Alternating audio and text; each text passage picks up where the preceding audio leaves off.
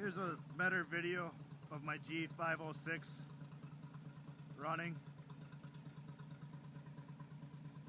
For this video, I'll mostly focus on this one.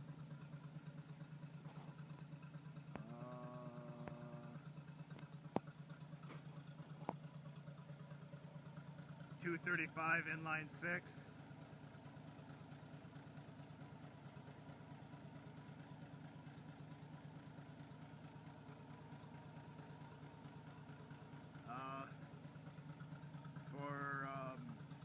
I converted it to a 12-volt system right now, bypassing all the factory wiring like I did this past winter.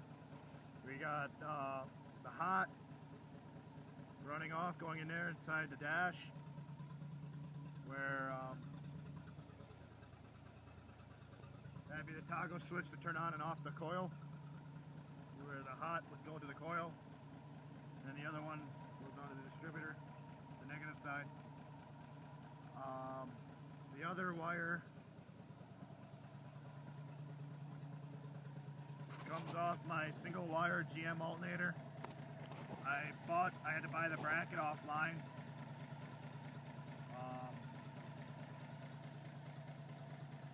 Right now I got some stuff in it to flush out the coolant system. A lot of crap in it. Vacuum gauge hooked up at the moment.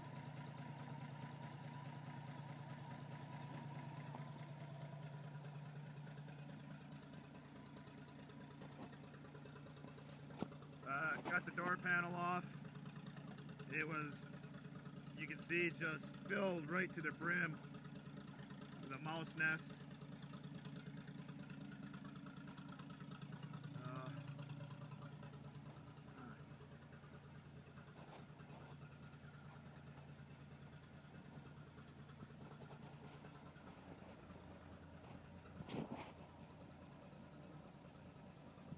That gauge works. That one doesn't. That one does.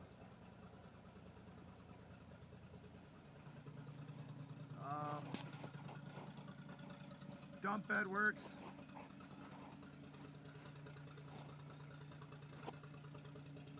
Pretty good, actually. I tried out if I had a secondary person filming it so you guys can see it in operational. But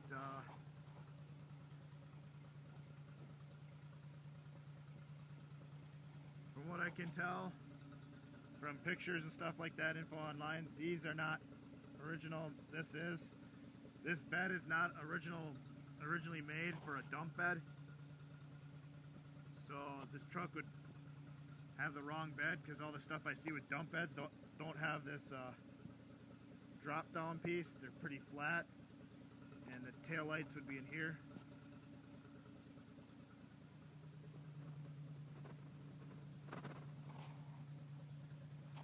Brakes aren't functional at the moment, but what do you expect from a truck that's sitting for a long time and pretty old?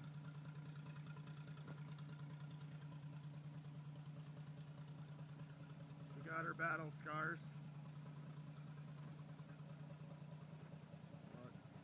It's got the frame extensions for the winch.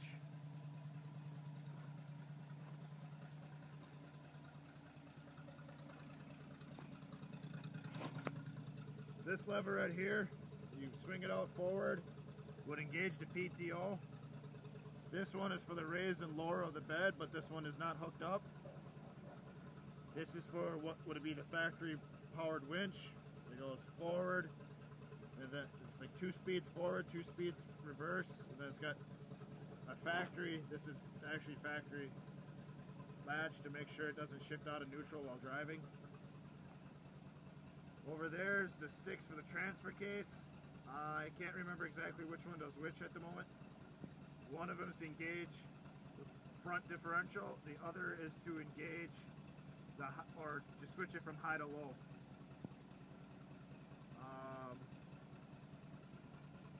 That's your starter, that's your gas, that's your brake, that's your clutch.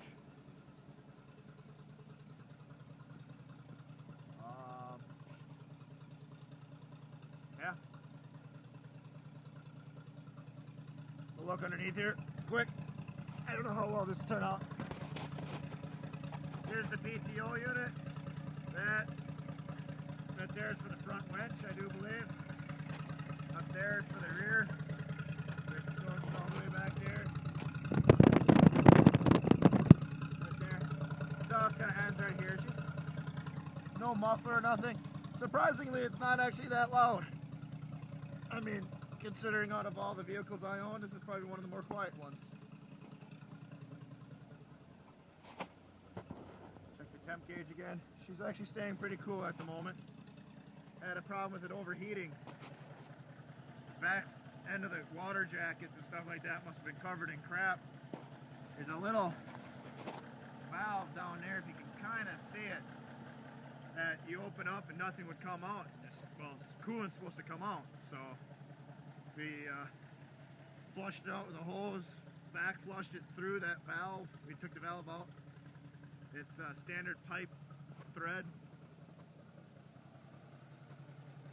We just hooked this up to it, put a garden hose on the other side, clamped her on, and back flushed it. Got a lot of crap out of it then. Right down here is hooked up to raise and lower the bed. Like right now, it'd be going up. This is to release the bed to have it come back down. That's eventually going to get fixed the right way. Hooked up to the proper levers. 4-wheel drive works, 2-wheel drive works, high and low works, no brakes, none of the electrical on the truck. It's all been disconnected and I wouldn't trust it anyways. But this window rolls down a little bit. I'm going to pull the door panel apart on this side and clean it out. The other one rolls down quite a bit. Front windshield still opens. Well, the bottom of the window frame's a little rotten, which is common on these trucks.